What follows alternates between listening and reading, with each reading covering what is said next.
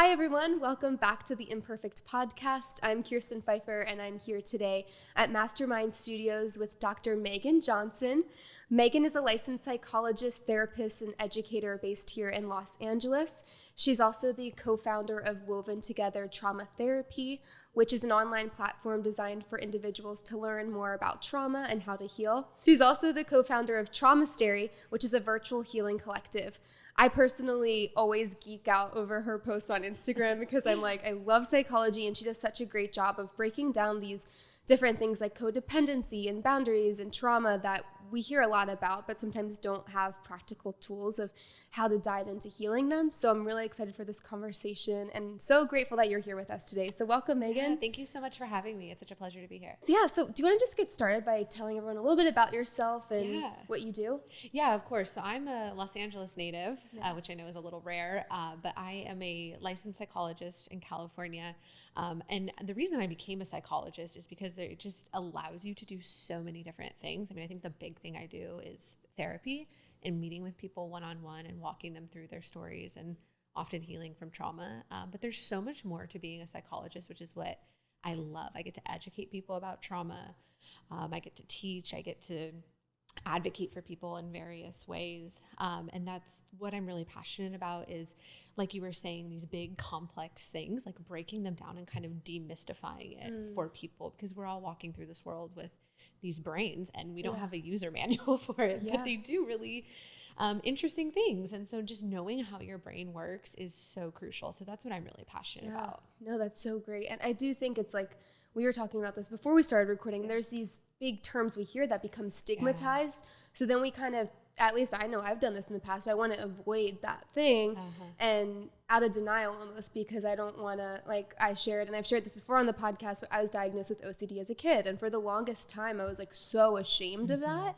And as I got older, I honestly kind of forgot that it's something I had, because I had learned through therapy, through my parents forcing me to go to therapy, how to work through it. And it wasn't until recently that I met a friend who was recently diagnosed with OCD in her adulthood that I started to realize, oh, all these things that I've walked through and these things that I sometimes struggle with are actually because of my OCD. And I actually think there's so much freedom that can come once you're aware of what the thing is that are driving us. And Yeah, because a lot of times we have these things that are quirks, or even, we call them symptoms a lot of the time. We go, oh, why do I do that? Why does my body react that way? Why does my brain do this thing? Why do I think these thoughts?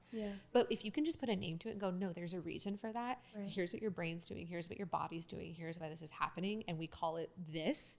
That is so normalizing. And like you're saying, there's so much freedom in that. It's not just, oh, I'm really weird in this way, and I need to keep that part of me secret and hidden because there's something shameful about it. Exactly. It's just a thing our brains and our bodies do, and we can learn to incorporate that into who we are. Yeah, that's incredible. And the work you're doing is so important. I'm such a psychology nerd, Hey, so I'm too. like, this podcast might go on forever, but we'll try to hone it in. One of the things that I always see you post about, and that I've actually never heard someone really dive into publicly, are different attachment styles. I recently heard about this maybe last year. One of my friends who's done a lot of research on it because of the therapy that she's gone through, we were like psychoanalyzing a guy or something, and she was like, I think his attachment style is this. And so then I was like, what is that? And so I started to really research attachment styles, and I was like, I don't know, it was just really eye-opening. So can you explain what attachment styles are? Do you have a few hours? Like I said, I'll stay here as long as you want. There's some really great books on this. So if this is something that interests you, there are just the longest books you could ever read about this, but I'll try to keep it brief and concise, yet still do it justice. So attachment styles comes out of this field of study called attachment theory, which isn't really like a style of therapy. It's more of just a body of research that various psychologists, dating back to a psychologist in the UK named John Bowlby, many, many years ago, started doing these research studies with children in hospitals who were separated from their parents. And he came to realize that there were like these patterns of behavior when kids, babies, children are separated from their parents. And so he started researching what he later called attachment. It's the way in which we bond with one another. And your first and primary attachment relationship or bond is with your parents, specifically with mom. Usually, of course, we know fathers are lovely parents as well, and oftentimes they're single dads, so it's not a mom only thing. But it tends to be usually mom first, but your parents are your foundation, your model for attachment. That's how you learn to bond with other people. And it's a biological, physiological drive. You have to, as a child, attach to your parents because they meet your needs. Without them, you wouldn't get fed, you wouldn't get clothed, no one would soothe you. And so it's this very innate biological drive to attach to other people. And then we carry that with us through the rest of our lives into friendships and into romantic relationships and partnerships. And the framework that we use to attach to others typically mirrors how we attached to our parents. And there's different styles of attachment. It's really important to not pathologize any of those styles because people go, oh, I have this style of attachment. That's bad. It's not bad. There's no bad or wrong style of attachment. It's just knowing how you orient to other people. And so you can use that knowledge to your advantage. So the ideal attachment style that we all wish we were is secure attachment. And so secure attachment means that you value attachments with other people. They're important. They're things you pursue. You want to be in the presence of others, but you are not overly anxious when you're not around them. You're not wondering, what are they doing? Do they still care about me? You can sort of hold them in mind and take that relationship with you and go out into the world and do your thing. And as a kid, how this plays out, or more specifically as a baby, how this plays out is that if we know mom is going to be this secure person to return to, we can go out into the world and try new things. So I can learn to walk because if I take a couple steps and fall down and hurt myself, mom's going to rub my back, mom's going to soothe me. I can go play with my friends and know that when I get home, mom's going to have food waiting for me. My basic needs are going to get met. I'm going to have a safe place to return to. And that gives me the freedom to go out in the world, try new things, fail at things, be imperfect, and get that affection that I need to soothe me afterwards. Without that, we become very skittish, reserved, avoidant. I don't want to try new things. I don't have anybody to hold my hand. I don't have anybody to rub my back when this hurts. And that can develop all sorts of impairments, essentially, in relationships, in life, in work, even just as we're developing as children and not having meaningful friendships with one another, not trying new things in school. And the way we think about attachment, so secure is the ideal, right? That's where we all want to be. A lot of people are secure. A lot of people are not secure. The research shows that about 60% of children are securely attached, but that means that 40% are not. And again, it's not bad. It's not your fault. It's just something you need to know. And so the way we think about attachment is sort of across two planes. This would be really helpful if there was a visual. But you can think of high to low as low anxiety or high anxiety. How anxious are you about we call them attachment figures, or the person that you're in a bond or a partnership with. So as a child, that's mom, dad. As an adult, that's friends, partners, spouses, relationships that you're in. And so how anxious are you about that person being able to meet your needs? Are you comfortable trying new things, potentially failing at things, knowing that this person's going to be there for you, support you? Or are you anxious thinking they're not going to support me, they're going to leave me, they're going to abandon me, they're not going to be able to provide for my needs? So that's one dimension of attachment, is how anxious you are. And then the other dimension, if we think of more of a horizontal left to right, how dismissive or avoidant we are of other people. So do you really minimize your need for others? I mean, I think we can all think of people, or maybe even identify in ourselves, those feelings of I don't need others. I can do it on my own. I don't need support or help or soothing or comfort. Or are you on the other end of the spectrum, overly dependent? Are you, I absolutely can't do anything without anybody else? And the idea is to be in that sweet spot of low anxiety and an awareness of your need for attachment to others without being overly dependent. That's secure attachment. And then the researchers have all sorts of different names, depending on whose research you read, about the insecure attachments.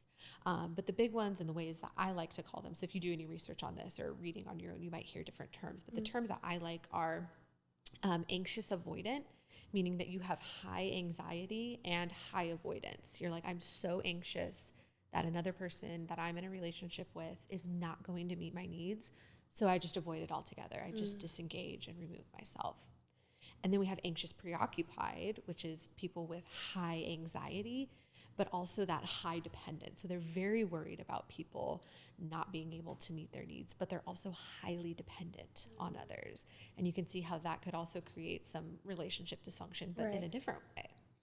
And then we have the dismissive avoidant. And those are people with low anxiety and low desire for attachment. They're just like, I don't need this, and I don't really care if anybody else can meet my needs. Wow. And that's where we get the like kind of hyper independent avoidant people. Okay. Wow. So I think a lot of people listen to that and they sort of identify with one. There's no like test you can take to tell you which one you are.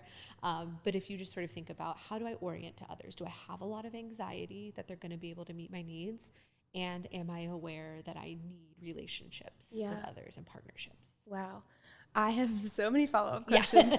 The first thing, though, is like even just hearing you talk about that, I feel like I had a very secure childhood. So I would say, in general, I mean, I'm pretty biased, but like I feel like secure a lot of the times. But I will say in certain scenarios with certain people, I definitely get anxious. I definitely get avoidant. I definitely have like a spectrum of experiences. So my question would be, is it possible to like develop an attachment beyond your childhood? Like, do your attachment styles change? How much of it is nature versus nurture? Yeah, that is 100% my favorite thing about the attachment research, is that your attachment styles can change. Okay. And you'll see in the research that they often will cite that your attachment style is pretty consistent throughout your life, which is true if there are no interventions of any kind.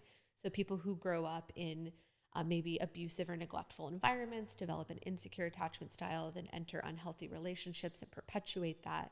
But if you're aware of your insecure attachment style, you can absolutely rewire it, so to speak. And that happens through healthy relationships, learning to manage your anxiety in relationships and becoming aware of the fact that you do need other people to survive in this world. Wow. That's great to know too, because it's just, and I love what you were saying earlier about the great thing about these mental health conversations is learning, okay, this is not my fault. This is either how my brain is wired, or this is the result of trauma I experienced as a kid.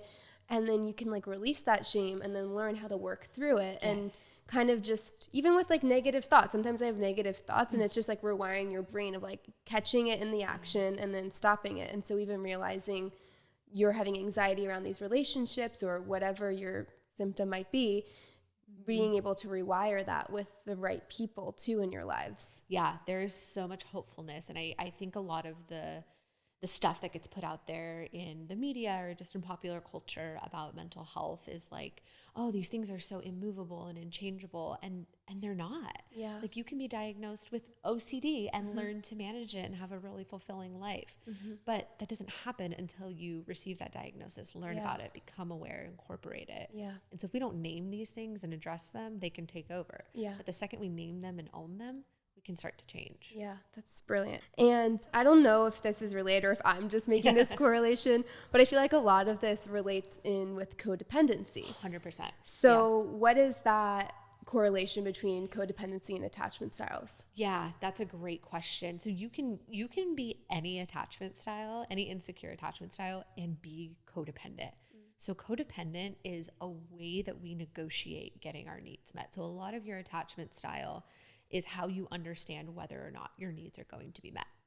And if you look out at the world or look at your caregivers or your partner and say, yeah, they're really incapable of meeting my needs, or they don't meet my needs, we do all sorts of things to try to get them to meet our needs. One of those things is a codependent pattern of behavior, which really means like obsessive people pleasing and excessive acquiescing to other people's wants and desires and demands, to the point that we neglect our own thoughts and feelings. Wow. And that's really what codependency is. And so if you're in an insecure attachment style and you're really like not feeling like people are going to be able to help you out and meet your needs, you might do some, and it sounds manipulative. It's not manipulative. It's typically unconscious. We're not sitting down going, how can I force this person to be bonded to me?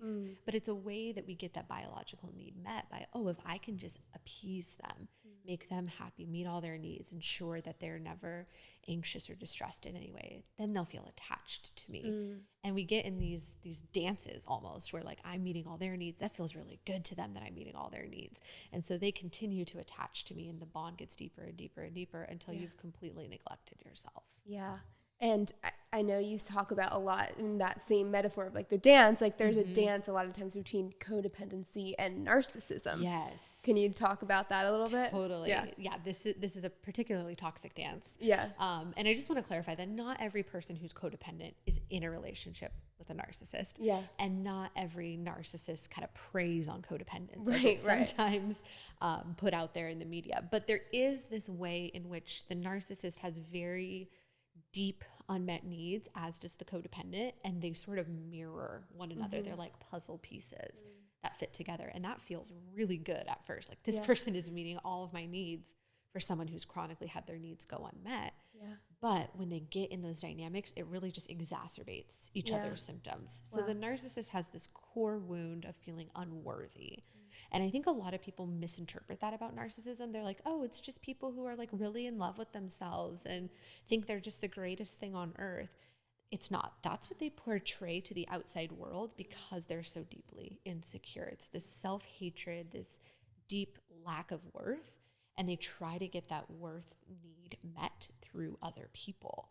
And with the codependent, their whole need is to feel wanted and loved. And the way they get that need met is to meet other people's needs.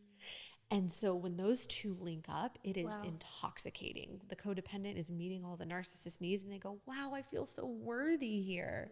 And the codependent feels so loved and needed by the narcissist that they feel like that need is being met. And it bonds together because it feels so good, but it's actually toxic because the narcissist has to realize that they are inherently worthy. Their worth does not come from anything they do. It does not come from their performance. It does not come from their relationship to others. And the codependent has to know that they are absolutely loved and secure regardless of how others relate to them.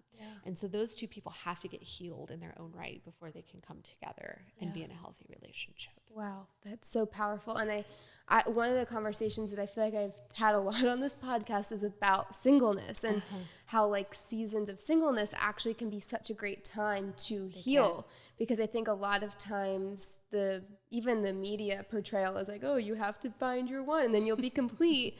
But I think a lot of times if we rush to those relationships and think that that's when we'll feel worthy, that's when a lot of this toxic stuff comes up. Absolutely. And so being able to really address these things in your singleness, or, you know, even if you are already in a relationship, again, awareness is the first step to healing anything. So I love that. And I also wanted to ask you, is narcissism and codependency, is it like you either are or you're not, or is there a spectrum? Yeah, it's absolutely a spectrum. And so people can have codependent traits without being codependent. People can have narcissistic traits without having what our diagnostic manual calls narcissistic personality disorder.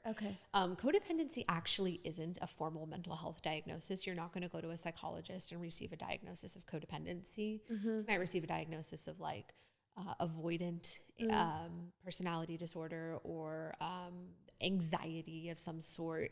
It tends to come out in different ways. It's not a formal diagnosis, but narcissistic personality disorder is. But very few people meet full criteria for it. It's more likely that you have some codependent traits, this person has some narcissistic traits, and you get together. In its most toxic form, it is somebody with a full-blown personality disorder linking up with somebody deeply entrenched in codependent dynamics. But absolutely on a spectrum. Because I was going to say, even as I've researched some of this and watched your content that you post, I was like, there's definitely a lot of me that resonates with codependent. And I'm like, I don't feel like all of it really, but I definitely am a people pleaser. I think that comes down to the perfectionist, right? Wanting everyone to be pleased with me.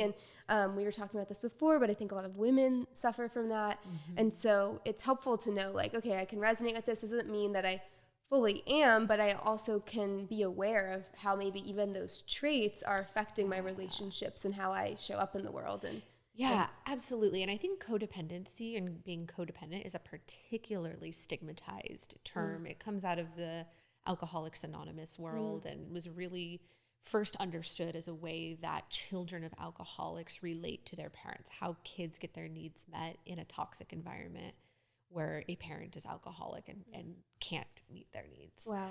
And so that's where it comes from. And so a lot of people go, my parents are healthy, my parents aren't addicts. And I don't totally identify with the word codependent. It's kind of a big, scary word. But when you start picking it apart and realizing like, oh, I'm people pleasing and neglecting myself in order to make this person happy, to keep them bonded to me, rather than recognizing that I'm worthy in and of myself. Yeah. That's where we see codependency coming up. And I'm just like you. I don't identify as a codependent. I don't say, I'm in a codependent pattern or anything, but there are parts of it like the people pleasing, the perfectionism, the avoidance of difficult conversations and emotions that absolutely I think every human at some point interacts with. Yeah.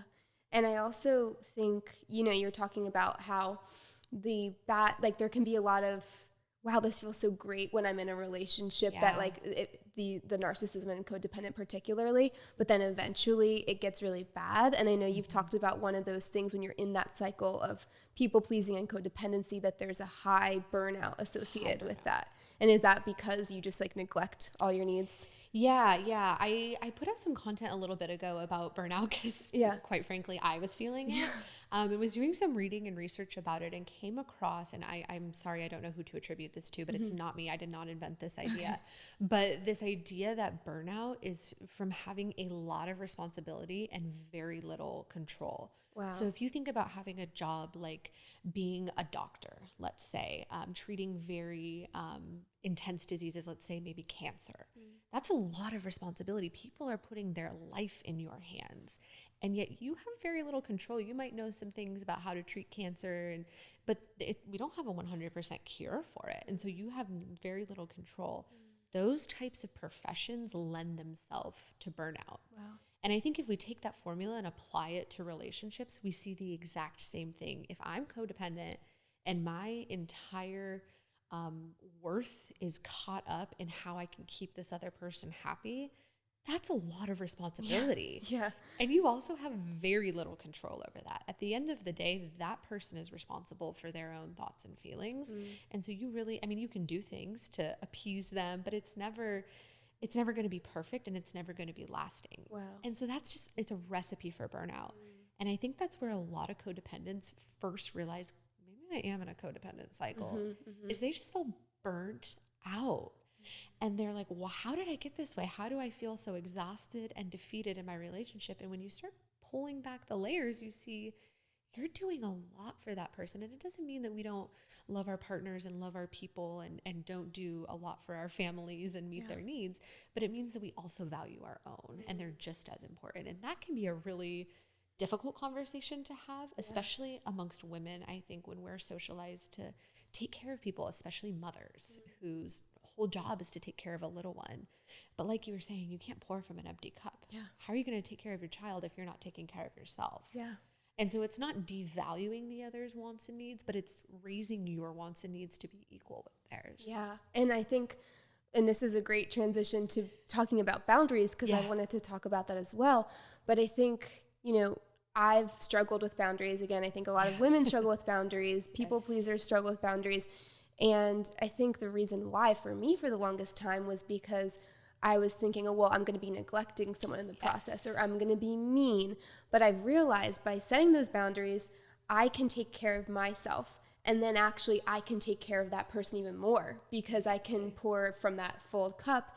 Brene Brown talks about, we have to have boundaries to have compassion, because otherwise we'll be bitter and resentful towards that person. Then you actually can't love them as well as you can. Exactly. So I know that I hear all this stuff about how important setting boundaries are and being aware of why it might be difficult to set boundaries. But then in the day-to-day, trying to set boundaries, I don't even know what that means sometimes. So how would you define setting boundaries, and what are some ways that people can practically do that in their lives? That is such a good question. Yeah. Cause we do hear that a lot, boundaries are healthy. Okay. But what does that mean? What does that look like for me? And I'll say in every situation for every person, it looks different. And I can give a couple of examples of what boundaries look like in my life, but you have to ask yourself, where am I feeling overextended? And that's a good place to start. There's different kinds of boundaries too, which I think is important. There's boundaries around your time. There's boundaries around your physical space. There's boundaries around your finances. There's boundaries around relationships and what people can and cannot ask of you. And to really think through all of those different types of boundaries. There's even boundaries around what topics are off limits. Like you can say, I will not talk about that with you because I don't want to, or you've proven to not respect me when we talk about this or whatever. So there's all of these different areas of boundaries. It's not just say no to social invitations. That's one boundary. There's so many. And I think, I sort of have this formula for setting boundaries, which is you state your limit, whatever it is. Sorry, can't meet at that time, or I'm unavailable for that, or I can't take on that responsibility right now, or I can't pick that up today. State the limit, and then you're gonna have to state it again, because people are not gonna like your boundary setting, and that is okay. They don't have to like it. So when you tell somebody I can't do that, they're gonna get up in arms because they wanted you to do it. Right. And so state the limit again. I understand that you want me to do that, and I'm so sorry I cannot. And then the key piece that I think a lot of people miss, which is why they feel mean when they're setting a boundary, is then create some kind of connection.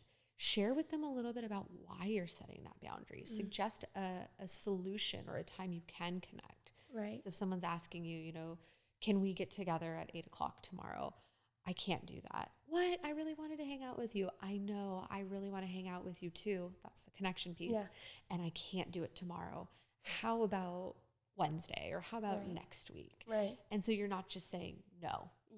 And yeah. ending it there. Yeah, because I think that's one thing. I feel like for me, I'm like still trying to get into like the sweet spot of the pendulum, because sometimes I swing so far of like no, and then it's like you swing so far of like explaining and apologizing for your boundaries. Over-explaining. Yeah, and I think that we're human beings. So like to be like, no, like robots, like that's just doesn't feel good for either side, I think.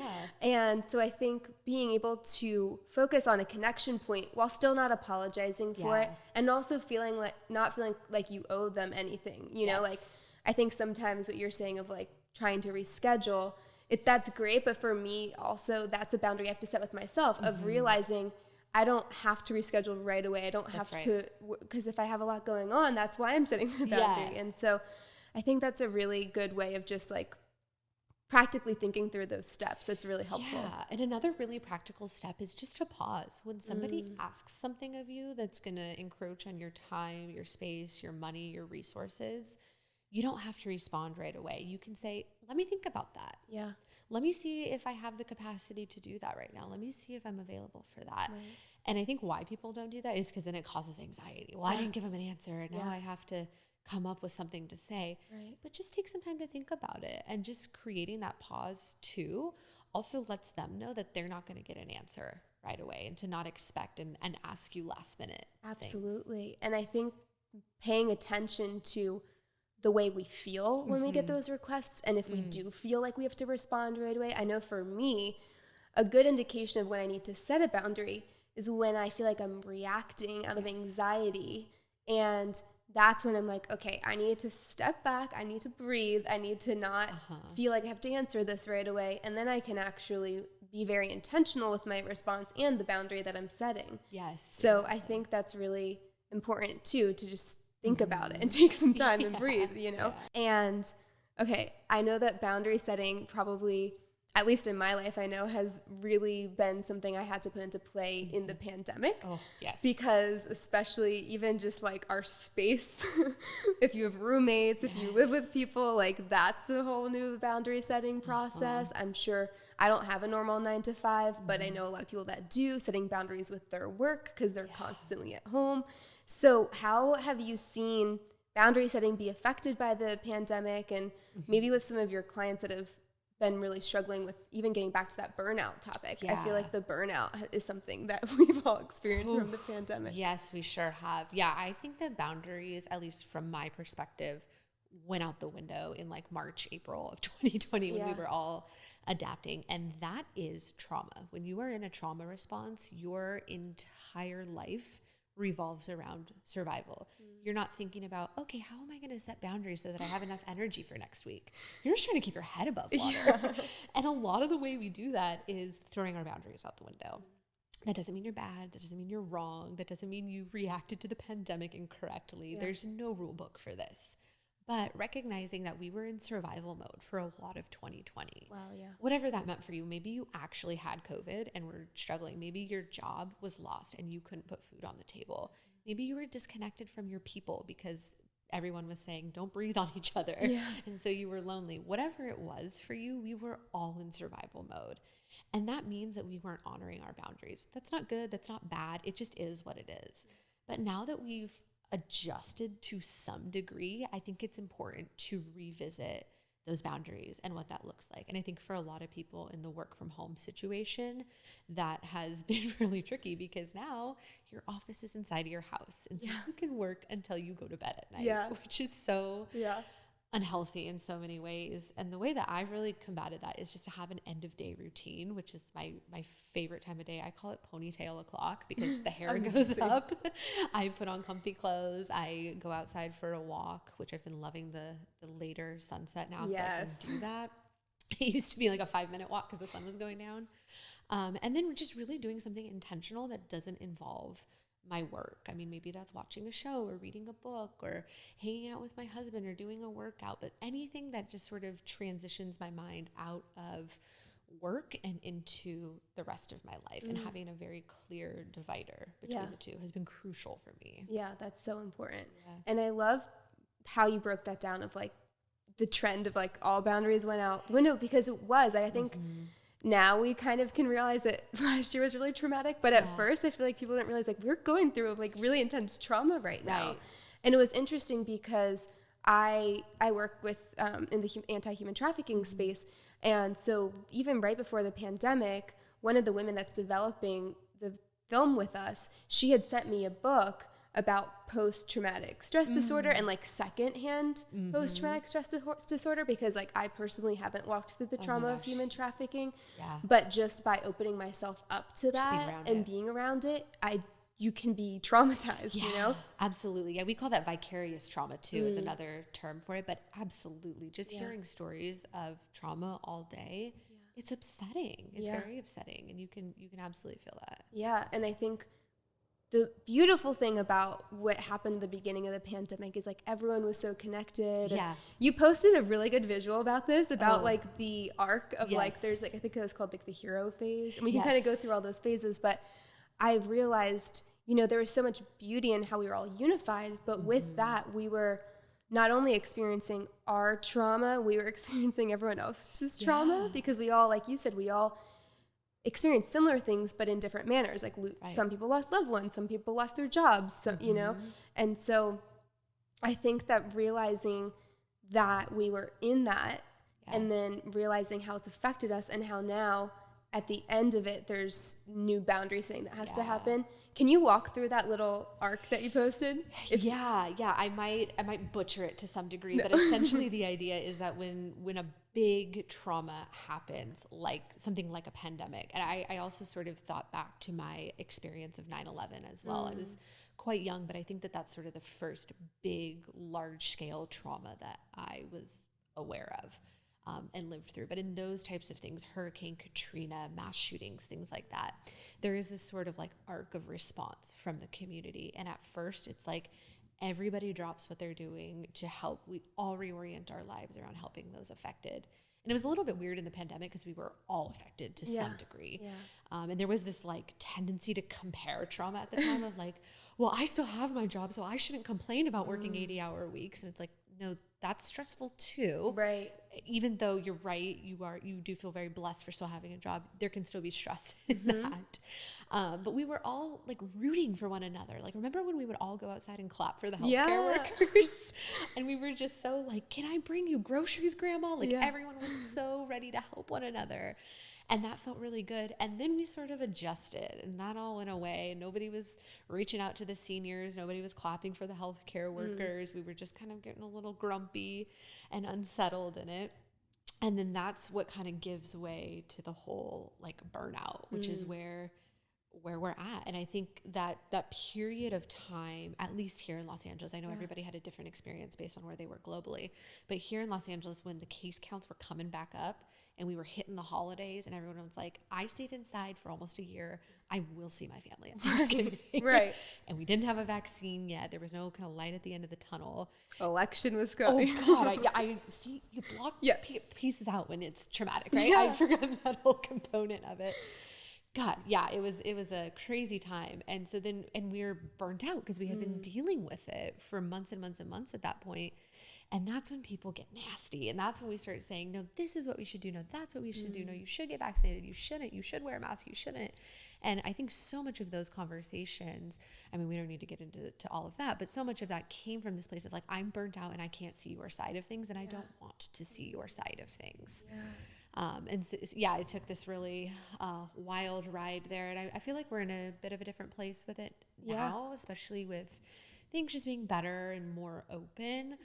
We're not out of the woods yet. And I do think a mental health crisis is coming. Wow. But yeah, there is this sort of like arc of response where there's a lot of energy up front and then we sort of forget about it. And then we're burnt out because we've been dealing with it, but we don't have that same vigor and energy that we did at the beginning. Yeah. And I've thought about that so much, what you just said about like there's a mental health crisis that's probably coming on, if not already. Yes. And so anyone that's listening and, you know, just as like a community kind of like mobilizing around that, having that awareness of how this has actually impacted our brains, you know, oh my goodness, and to take preventative action and to really heal and restore. I know you've talked about post-traumatic growth. Can you explain a little bit about that? Yeah, post-traumatic growth is one of my absolute favorite concepts. We talk so much about post-traumatic stress disorder, and it is so real. And whenever I talk about post-traumatic growth, I don't want it to minimize PTSD and what people live through with trauma. But post-traumatic growth is this idea that after a trauma, things shift sometimes for the better. Now, that doesn't mean the trauma was good. It doesn't mean we wanted the trauma. What it means is that the essential nature of trauma is that it shatters our worldview. Whatever the assumptions that we held were, trauma shatters that. The biggest assumption that most people hold without even thinking about it, this is just something we have in the back of our minds, is that bad things happen to bad people and good things happen to good people. And when a trauma happens, that particular belief just gets obliterated because you're like, wait, I'm a good person. How could this bad thing happen to me? Or this bad thing happened to me. That must mean I'm a bad person. And in trauma work, those are the beliefs that we really spend a lot of time working around. And for some people, they come out on the other side of that, having processed it with a much more nuanced and robust belief system that really helps them to weather future storms. And that's what post-traumatic growth is. We're not saying like, thank God for the trauma. Everything happens for a reason. It was so great. But what we're saying is, no, this opportunity has been thrust into my experience. I have to reckon with some of these beliefs that I have. And there is a possibility of coming out with a stronger belief system. Wow. And that's what I think is so exciting about psychology and just humanity in general. Like, we are so resilient. So resilient. And there really is so much healing that can come, like kind of wrapping all this up of like, just a diagnosis doesn't mean, in mental health doesn't mean that you're like beholden to that. Like, you can break beyond that and heal and learn how to live with that. And sometimes even those things, like for me, the OCD, I've learned how to also like make it part of my strength in a way, because the perfectionism leads me to do really good work and work really hard, but I can't let it overtake me, right? Exactly. It's keeping everything in check. Exactly. So I love that positive mindset of like not dismissing the trauma, but realizing how you can grow from it and how you can use these things that were not great, you know, if no pun intended, actually no pun intended, imperfections to heal. And so that I always ask people this question, since the name of my podcast is Imperfect, and it's kind of has that heart behind it of like using the things we're most ashamed of or things that we saw as like bad things and using it for good. So on that note, what is the imperfection that you're most proud of? Oh my goodness. I could name like 6 or 7, but I will spare you. And I will just say that the reason that I got into the mental health field. And if you talk to any mental health professional, we all have our reasons. Right, no one right. just stumbles into this. Yeah. But I come from a family marked by profound mental illness. For their privacy and protection, I don't need to share their stories and who they are, but there are people in my family tree who have suffered from some pretty horrific mental illness. And growing up, I saw that, and I don't know what it was in me, because a lot of people grow up with mental illness in their family, but it gave me a special heart for people with trauma, with mental health struggles, with conditions that they felt out of control of. And I really developed this understanding of the whole spectrum of that, and not that, oh, it's just this bad thing that we need to shove in a corner and not talk about, but that it can be understood and healed.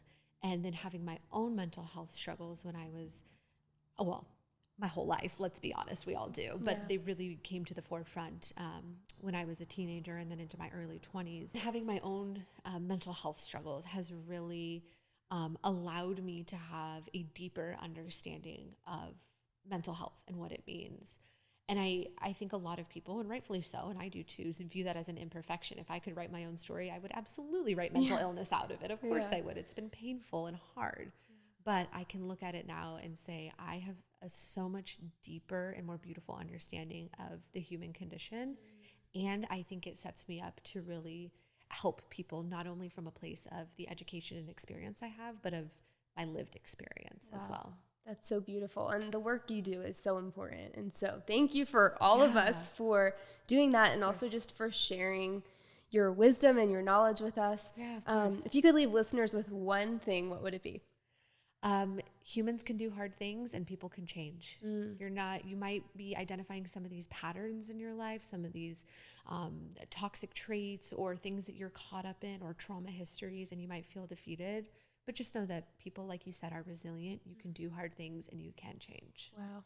That is such a good place to end. Yeah. Where can listeners connect with you? Like I've mentioned throughout this episode, Megan posts such good educational information. So thank you. Yeah, that's really my passion, is to demystify your brain. So connect with me on Instagram. That's where I put out probably most of the stuff that I write is on Instagram. I'm at Dr. Megan Johnson. It's DRMEGAN Johnson. I post there all the time about just little insights about your brain and trauma and the things that we live through. You can also find me at my website, woventraumatherapy.com. Me and a couple of other wonderful women here in Los Angeles have a trauma-focused therapy practice there, so you can read our blogs and see what we're doing and book a session. Amazing. Well, thank you so much, Megan. And thank you so much, everyone, for listening. I'll see you next week.